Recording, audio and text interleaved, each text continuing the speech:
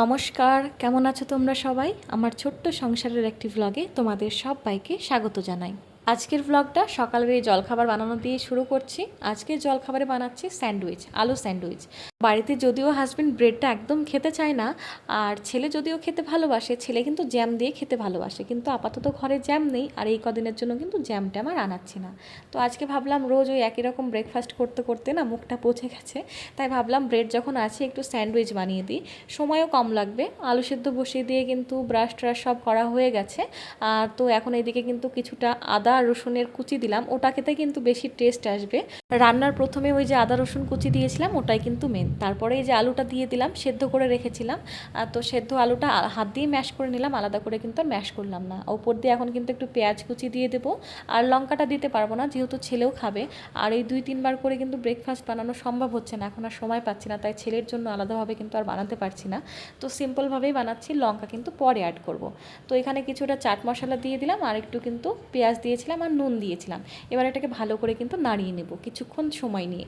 তো আমি কিন্তু অন্য সময় যখনই স্যান্ডউইচ বানাই আমি কিন্তু হলুদ দিই, মানে ওই যে পেঁয়াজটা প্রথমে ভাজি, পেঁয়াজের মধ্যে কিন্তু হলুদ দিয়ে থাকি। এবার আর স্যান্ডউইচের যে আলুটা হয় সেটা কিন্তু হলুদ হয়ে যায়, একেবারে হলুদের রং হয়ে যায়। তো ছেলের জন্য কিন্তু আগেই কিছুটা একদম সিম্পলভাবে তুলে রাখলাম। আর যেটা বলছিলাম যে হলুদ দিলে না হাজব্যান্ড পছন্দ করে না, ও বলে যে স্যান্ডউইচের মধ্যে না হলুদ দিতে হয় না, তুমি আলুটা এমনি নর্মাল বানাও, সাদা আলু হলেও কিন্তু চলবে।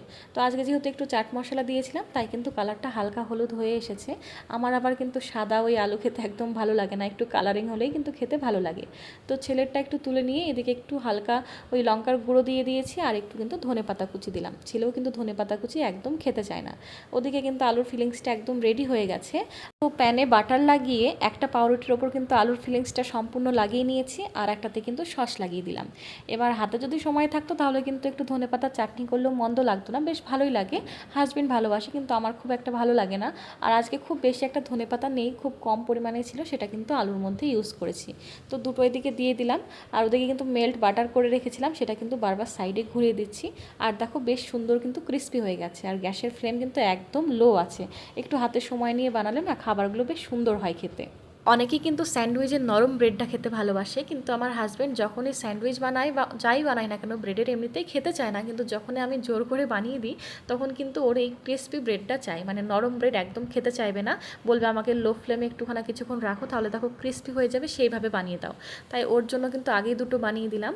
আর যেহেতু সবগুলো বানাতে গেলে ঠান্ডাও হয়ে যাবে আর ওর অফিস যাওয়ার কিন্তু সময় হয়ে যাবে, ওর কিন্তু একদম রেডি হয়ে গেছে। তাই ভাবলাম ওকে আগে খাবারটা গুছিয়ে দিই, তারপর আস্তে আস্তে আমাদের করব, মানে গরম গরমই খেয়ে নেবো, যেহেতু ব্রেডের মধ্যে আলু দেওয়া আছে। বা নরম হয়ে গেলে, ঠান্ডা হয়ে গেলে কিন্তু একদম নরম হয়ে যাবে, একদম ভালো লাগবে না। তো হাজব্যান্ড এদিকে কিন্তু একটু স্যালাড কেটে নিয়েছে, শশাটা কেটে নিয়েছে, আর সাইডে অল্প একটু সস দিলাম, যদিও ভেতরে সস দেওয়া আছে, তবুও সসটা খেতে তো মন্দ লাগে না।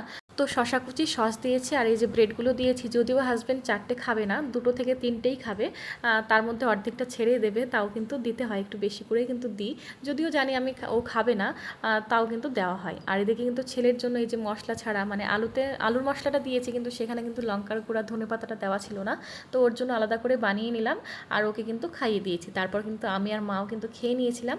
আর তারপর কিন্তু একটু প্যাকিংয়ের কাজ ছিল, সেজন্য কিন্তু সারাদিন আর কোনো রকম ভিডিও বানাইনি। এখন কিন্তু সন্ধেবেলা বলতে বিকেলবেলা প্রায় 5:30-6টা বাজে, আর রোদ্রের তাপ দেখো, রান্নাঘরের মধ্যে কিন্তু রোদ এমন করে ঢুকছে মনে হচ্ছে যেন সকাল 10টা বাজে, এত পরিমাণ রোদ। আর এই যে দুধটা এদিকে গরম করতে বসিয়েছি, ছেলেকে খাওয়াবো। বিকেলবেলা যেহেতু ঘুম থেকে উঠে পড়েছে, আধা ঘন্টা হয়ে গেল, আরও কিন্তু ঘুম থেকে ওঠার সঙ্গে সঙ্গে আমরা খাওয়াই না, একটু রেস্ট দিই, ও নিজের মতো একটু বসে নিজের ঘুমের আলিশিটা কাটায়, তারপরেই কিন্তু আমরা দুধটা খাওয়াই, দুধ হোক বা যে কোনো খাবারই হোক। আর এদিকে কিন্তু ভুট্টা সেদ্ধ করে নিচ্ছি। আসলে ভুট্টাটা এনেছে হাজব্যান্ড প্রায় এদিকে কিন্তু 10-12 দিন হয়ে গেল, তো ফ্রিজেই রাখা ছিল। তো 2 দিন আগে কিন্তু আমার একটা ভিডিওতে দরকার ছিল অল্প কিছু একটু ভুট্টার ওই দানাগুলোর, তো হাজব্যান্ডকে বলেছিলাম একটু খোসাগুলো ছাড়িয়ে দাও, যেহেতু ফ্রিজে ছিল আর খোসাগুলো মানে লাগানোই ছিল, তাই কিন্তু একদম শুকিয়ে গিয়েছিল না, কিন্তু 2 দিন আগে খোসা ছাড়িয়ে ফ্রিজের মধ্যে রাখা হয়েছিল, তাই কিন্তু শুকিয়ে গেছে। তাই ভাবলাম একটু সেদ্ধ করে রাখি, হাজব্যান্ড যখন আসবে তখন গরম গরম কিছু একটা বানিয়ে দেবো, ও আসলে এইসব খাবারগুলো খেতে ভালোবাসে। আর এখন কিন্তু আমার আর মায়ের জন্য একটু কফি করে নেব, ছেলের জন্য দুধ হরলিক্স তো হবে, আমার আর মায়ের জন্য কফি করে নেব। যেহেতু যেহেতু সকালে দুপুরের খাবার ওই 2টোর দিকে খাওয়া হয়ে যায়, 2-2:30টার মধ্যে কিন্তু খাওয়া হয়ে যায়। আর এদিকে কিন্তু এখন প্রায় 6টা বাজে, আর এখানে কিন্তু 6টা মানে বিকেলবেলা, একদম বিকেলবেলা। তো অতটা টাইম না খেয়ে থাকা যায় না, বিকেলবেলার টাইমটা খুব খিদে পেয়ে যায়। যখন আমি একা থাকি তখন তো কিছু সেরকম খাওয়া হয় না, এখন যেহেতু মা এসেছে, মায়ের দৌলতে কিন্তু এই চা কফিগুলো কিন্তু খাওয়া হয়ে যাচ্ছে। আর আজকে কিন্তু আমার সাথে এরকমই হচ্ছে। প্রথমের দিকে কিন্তু আমি বুঝতে পারিনি, আমার মনে হয়েছিল যে হ্যাঁ একবারে হয়তো দুধটা পড়ে গেল, কোনো ব্যাপার না, মুছে ফেলি। আর দুধ পড়লে না সঙ্গে সঙ্গে না মুছলে বাজে একটা গন্ধ হয়ে যায়, আর কোথায় কোথায় যে গড়িয়ে যাবে তার কোনো ঠিক নেই। তো প্রথমে কিন্তু এখানে বেশ কিছুটা দুধ পড়ে গেছিলো, তখন মানে দুধ পড়ে গেলে না ভালো লাগে না, মনটা খারাপ হয়ে যায়। যখনই দুধ জাল করতে বসায় একটু এদিক ওদিকে গেলেই কিন্তু পুরো দুধটা উতলে নিচে পড়ে যায়। মানে সপ্তাহে 2-3 দিন তো এমন হয়, দুধ তো নষ্টই হয়। আর এইভাবে যদি দুধ নষ্ট হয় ফালতু ফালতু, তবে কিন্তু আরোই মন খারাপ হয়। তো যাই হোক, এদিকে কিন্তু সবটা মুছে নিলাম, নাহলে পিঁপড়েও লেগে যাবে। আর আমার ঘরে কিন্তু কালো কালো ওই পিঁপড়েগুলো খুব মানে উৎপাত, তোমরা ভিডিওতে দেখে থাকবে, যারা রান্নার ভিডিও দেখেই থাকবে, আমার প্রায় ভিডিওতে কিন্তু ওই পিঁপড়েগুলো ঘুরে বেড়ায়। আমি যতই ওদেরকে মারি, হাত দিয়ে সরিয়ে দিই, জল দিয়ে ধুয়ে দিই, তবুও কিন্তু যেতে চায় না। তো যাই হোক, ওদেরকে কিন্তু কফিটা বানিয়ে নেব, মানে দুধটা গরম করাই ছিল, ওর মধ্যে একটু চিনি দিয়ে দিয়েছিলাম, আর কিছু তো দেওয়া লাগবে না। এদিকে কিন্তু গ্লাসে কফিটা ঢেলে নিয়েছি, তারপর দুধ ঢেলে দিলেই হয়ে যাবে। আর এদিকে কিন্তু ছেলের জন্য দুধ হরলিক্সটা রেডি করব। হরলিক্স বলতে প্রথমবার কিন্তু হরলিক্স খাওয়ানো হয়েছিল, এবার ভাবলাম একটু পিডিয়াশিওরটা খাওয়াই, তো সেই জন্য কিন্তু বাবা কিন্তু পিডিয়াশিওরটা এনেছে। তো ও হাফ গ্লাস দুধই খায়, মানে এই দুধটাও সম্পূর্ণ খেতে চায় না, দুধ খেতে খুব একটা ও ভালোবাসে না। আগে যখন একটা স্ট্র ছিল সেটা দিয়ে কিন্তু খেত, কিন্তু স্ট্রটা দিয়ে খাওয়াতে ভয় লাগে, যেহেতু স্ট্র প্লাস্টিকের হয়, আর এই দুধটা হালকা গরম থাকে, সেই জন্য কিন্তু আর খাওয়ানো হয় না। তো এখন কিন্তু খুব বেশি একটা দুধও খেতে চায় না, তবুও কিন্তু দিলাম, যেহেতু বিকেলবেলায় খিদে লেগে যায়। আর বিকেলবেলায় কী বা খাওয়াবো বলো, ফল খেয়ে তো একদম রাত্রি 9টা অবধি থাকতে পারবে না, সেই জন্য কিন্তু দুধ হরলিক্সটাই দেওয়া হয়, সরি পিডিয়াশিওরটাই কিন্তু দিলাম। এবার কি হয়েছে, দুধটা খুব গরম, যেহেতু আমি এখানে কিন্তু বাকেটে বেশ কিছুটা জল আছে, এটা কিন্তু ভালো বালতি, মানে এই জলের বালতিটাতে জল সবসময় ভর্তি করে রাখি কিচেনে এমার্জেন্সির জন্য। তো যাই হোক, ওর মধ্যে কিন্তু দুধটা ঠান্ডা করতে দিয়েছিলাম, রোজ কিন্তু এভাবেই ঠান্ডা করতে দিই। আর আজকে দেখো আমার কপালটাই খারাপ, বারবার দুধটা কিন্তু পড়ে যাচ্ছে।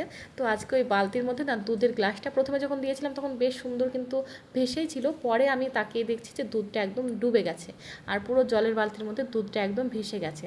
তো মনটা খুব খারাপ হয়ে গেল যে আবার অতটা দুধ, আবার পিডিয়াশিওরটা নষ্ট হলো। কী আর করবো, নিজের ইচ্ছায় তো ফেলে দেওয়া হয়নি, পড়ে গেছে, কিছু করার নেই। তাই কিন্তু আবার কিছুটা দুধ নিয়ে এবার কিন্তু প্রেশার কুকারের মধ্যে অল্প জল দিয়ে গ্লাসটা বসালাম, আর কিন্তু রিস্ক নিইনি। আর এদিকে কিন্তু আমাদের দুধটাও গরম হয়ে গেছে, মানে চিনি দিয়ে ফুটানো হয়ে গেছে, কফিটা দিয়ে দেবো। আর এই যে বাটিটা, আমি এই বাটিটা বাড়ি গিয়ে কিন্তু মানে আর ইউজ করবো না, এত পরিমাণ চা বানালে বা দুধ গরম করলে না সাইড দিয়ে পড়বেই পড়বে, যতই তুমি সাবধানে ঢালো না কেন। মানে সসপ্যান বাটিগুলো এরকমই হয়। তো আমি এই বাটিটা বাড়ি গিয়ে ভাবছি আর ইউজ করবো না, এখানেই শেষ কিন্তু আমার ইউজ করা।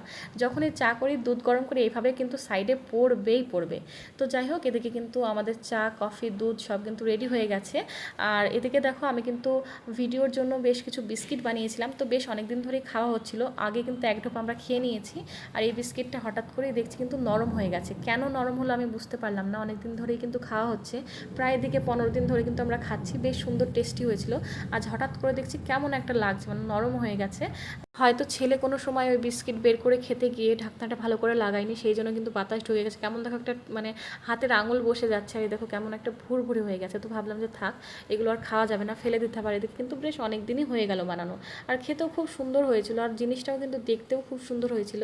দোকানের বিস্কিটের থেকেও না বাড়িতে বানানো বিস্কিটগুলো খুব টেস্টি হয়। আর আমার কাছে তো মাইক্রোওয়েভ বা এরকম কিছু নেই, আপাতত নেই, ভবিষ্যতে হয়তো নিতেও পারি, তবে এখন আপাতত নেই। তো এই বিস্কিটগুলো কিন্তু তেলেই ভাজতে হয়, এটাই আমার একটু খারাপ লাগে যে তেলে ভাজতে হয়। তো যাই হোক, বিস্কিটগুলো লাস্ট অবধি ফেলেই দিতে হবে। আর এদিকে কিন্তু একটু মুড়ি মাখিয়ে নিলাম, যেহেতু খুব খিদে পেয়ে যায় বিকেলবেলার টাইমটায়। আর মুড়িতে আমার মা কিন্তু একদম চানাচুর খেতে চায় না, আর দুজন যেহেতু খাবো তাই আলাদা করে কিন্তু আর চানাচুর দিলাম না, অল্প একটু তেল দিয়ে নর্মাল করে মাখিয়ে নিয়েছি। আর কফির সাথে তো মুড়ি খুব একটা চাই না, তবুও কিন্তু খিদে পেয়েছে তাই কিন্তু নেওয়া। আর এদিকে দেখো, একটা বস্তা প্যাকিং কিন্তু হয়ে গেছে, মানে একটা কার্টুনে কিন্তু বস্তা দিয়ে ভালো করে মুড়ে সেলাই করে দিয়েছে হাজব্যান্ড, বাকিগুলো কিন্তু প্যাকিং হয়ে পড়ে আছে, বাকিগুলো কিন্তু বস্তা দিয়ে আবার প্যাকিং করতে হবে। তো ওই কাজটা কিন্তু আমি পারি না, মানে হাতে খুব লাগে, মানে বস্তাগুলো তো খুব শক্ত হয়, ওই বস্তা সেলাই করা যে কী কঠিন হাজব্যান্ড সেদিন করছিল, আমি কিন্তু দেখে আমার চোখে জল চলে আসছে, মানে এত শক্তি লাগছিল, আমি তো পারবোই না। আমি রেডি করে রাখবো, আশা করি ও কিন্তু সেলাই করে দেবে। তো এখানে কফিটা রাখছি, তো ওপরে ঘরে বাচ্চাটা বলছে আন্টি ওখানে রেখো না, পড়ে যাবে, তুমি ভিডিও বানাচ্ছ, ভিডিও বানানোর চক্করে তোমার কিন্তু কাপটাই ভেঙে যাবে। তো যাই হোক, ও কিন্তু সবসময় মানে ও কিন্তু আমাকে বেশ পছন্দ করে, আমার কাছে বেশ অনেকক্ষণ টাইম থাকে। এই যে দেখছে তো আমি এখন এখানে আছি, 10-15 মিনিট না হতে কিন্তু আমার ঘরে চলে আসবে। আর আজকে আমার কপালটা এত খারাপ, প্রথমে কিন্তু দুবার দুধ পড়ে গেছে। আর এদিকে কিন্তু ছেলেকে নিয়ে আমি পার্কে যাচ্ছি, এই যে ছেলে আমার হাসতে হাসতে পার্কে যাচ্ছে, কিন্তু এমন একটা বাজে ঘটনা হয়েছে সেটা এই ব্লগে আর শেয়ার করতে পারলাম না, যেহেতু ব্লগটা অনেক বড় হয়ে যাচ্ছে। তোমাদের সঙ্গে কিন্তু শেয়ার করব। দেখো ছেলে আমার কত সুন্দর হাসি মুখে যাচ্ছে, আসার সময় ছেলে কিন্তু আমার কাঁদতে কাঁদতে বাড়ি ফিরবে। তো চলো আজকের ভিডিওটা কিন্তু এখানে শেষ করি। তো সবাই সুস্থ থেকো, ভালো থেকো, আর পরের ভিডিওটা অবশ্যই দেখো। আর তোমরা তোমাদের বাচ্চাকে কিন্তু বাড়িতে খুব সাবধানে রেখো। তবে আজকের মতো চলে, দেখা হবে পরের একটি ব্লগে। টাটা।